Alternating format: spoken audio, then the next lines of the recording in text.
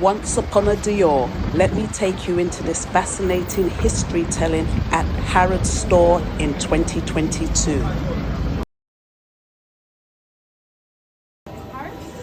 And here he is welcoming you into the studio's opening on the 12th of February 1947. If you guys would like to come through. So just here we have our hat atelier. Now, up into our hat atelier here we have a Dior hat designed by our chief milliner. His name is Stephen Jones, OBE. He's been awarded an OBE by the Queen for his work as a milliner, and he's actually been with us at the House of Dior for over 25 years. And Mr. Stephen Jones has actually designed some hats for members of the royal family. If you'd like to come through, what you will actually come to see in the next window here is a men's jacket from the House of Dior, of course, designed by Kim Jones, the current creative director of the men's universe of the House of Dior. And what you will see are some bees here. Now this is just a symbol, a motif for Christian Dior, because very famously he used to refer to his workers as his worker bees. So you'll see the bees incorporated into a lot of our designs, and also they're hiding amongst different windows of the exhibition, so do keep your eyes peeled for those. If you guys like to come through.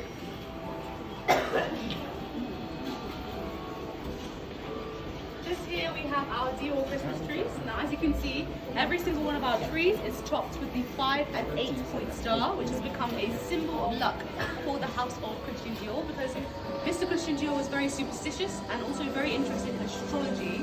So the story behind the star becoming a motif is that one day Christian Dior was actually contemplating opening up his own fashion house, and he was walking along the streets of Paris, and off the back of one of the horses and carts fell a metal star in front of him. So Christian Dior, being as superstitious as he was, decided to pick it up and said that this is a sign that he needed to open up his own fashion house, the House of Christian Dior.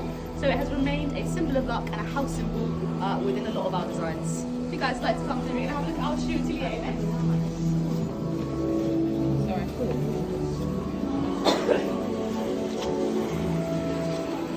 So just here we have a Dior heel. Now this was designed by Maria Grazia in 2017.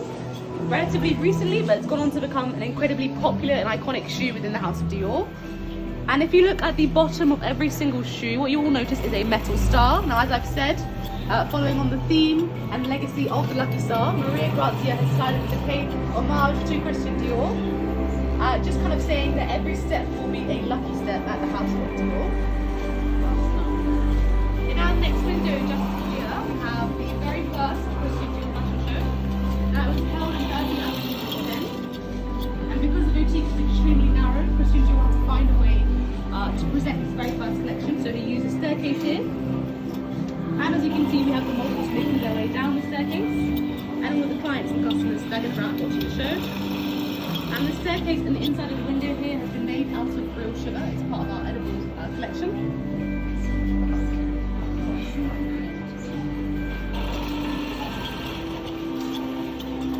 If you guys like to come around, we're going to have a look at our women's atelier next.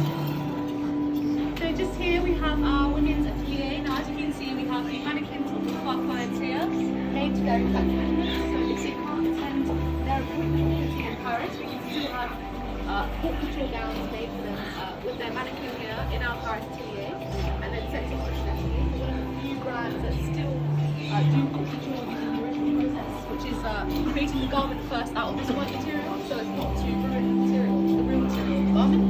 And then after it's been made to the exact fitting, it's then made as a copy using the original materials. As you can see, we have Christian Dior here doing some ironing, and the iron that he holds is actually made out of real sugar. And if you guys like to turn them around, we're going to have a look at the dresses. So this wonderful next part of the exhibition is the garden dresses. Now all of the gowns you're seeing here are real Christian Dior gowns designed either by Maria Grazia, who's the creative director for Women's Universe, or by Christian Dior himself. And you'll see some of the gowns are designed to look like flowers, because Christian Dior had an obsession with flowers since he was a child. In the middle here, the yellow gown, it's called the Opera Buffet. Now what you'll notice is the back of the gown is designed to look like a rose, because Christian Dior is actually representing his favourite flower, which is the May rose.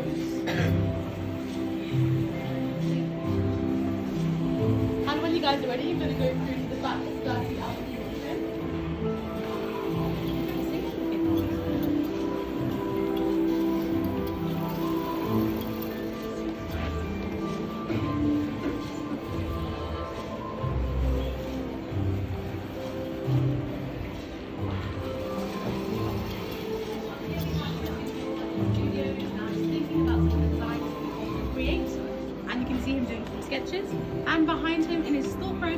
have some of our most famous silhouettes. The one coming up just after this, featuring the bar jacket and the A-line Dior skirt, actually comes in our very first collection from 1947 and was named the New Look.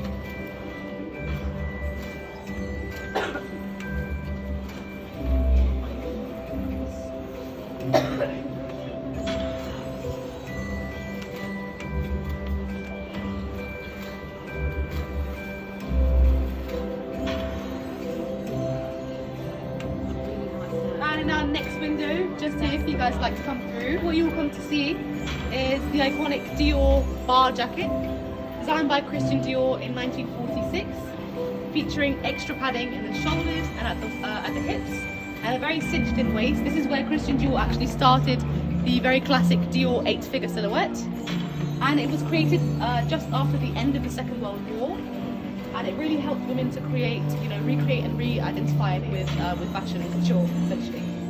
You can say to some extent this very first collection from the house of Christian Dior, named the New Look, actually revolutionized the fashion industry.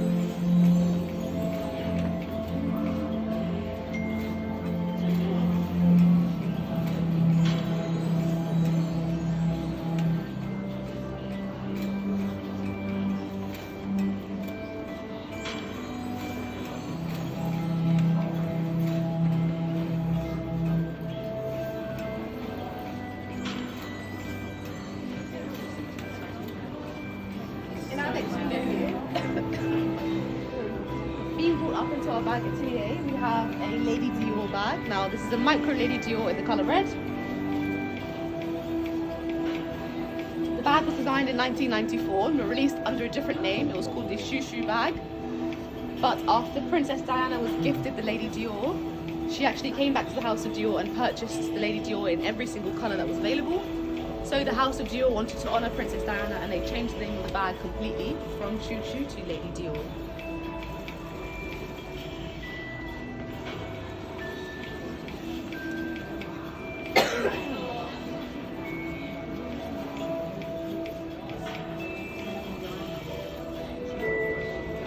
When you guys are ready, if you'd like to turn around and head over to the right, we're going to go to the second location, which is Chateau de la Fontoire.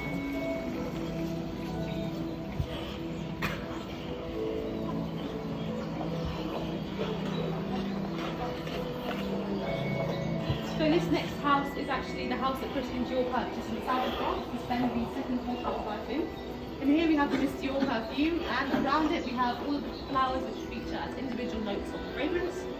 In the middle here we have our prima ballerina, and she represents the May rose, which is Christian Dior's favourite flower, but also a flower that was very famously grown here in the La Fontoire property in the south of France.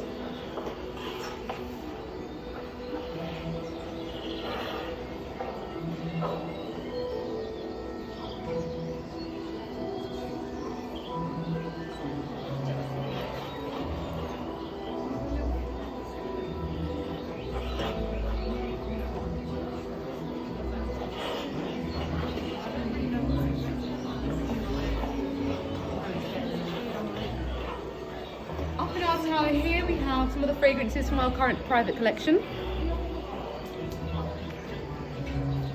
And in the next window we have a Christmas dinner which has been set out for Christian Dior and his friends to enjoy, with all of the cups, plates and cutlery being made out of real sugar.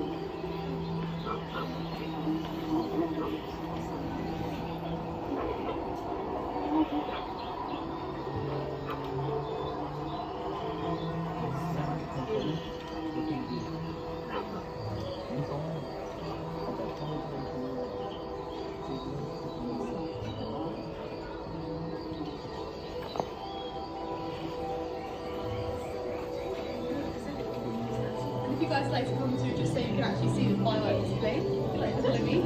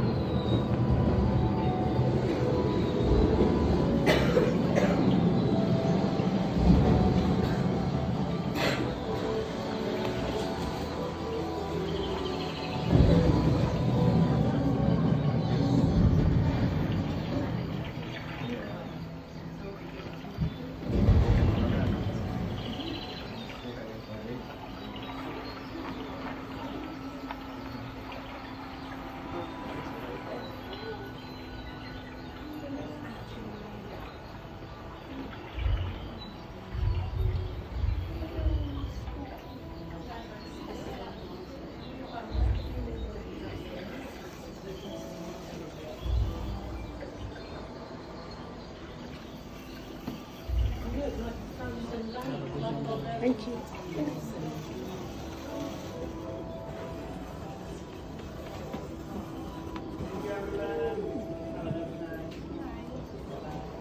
How do we get out? Oh, get me out. Thank you very much.